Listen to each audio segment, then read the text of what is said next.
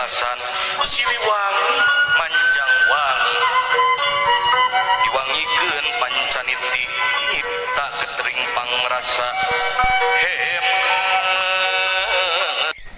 petilasan Prabu Siliwangi teh tilas tapakurna Kanjeng Prabu Siliwangi anu namina Raden Pamanah Rasa. Tapakur jeung munajatna di patempatan gitu, ninggalkeun di sumber ke syariat Islamna abdas gitu. Nah terus ninggalkeun laut Cipulan tinggalan anjeunna zaman Pajajaran. Mata orang nu ka dieu teh diarahkeun ke ziarah kubur kan.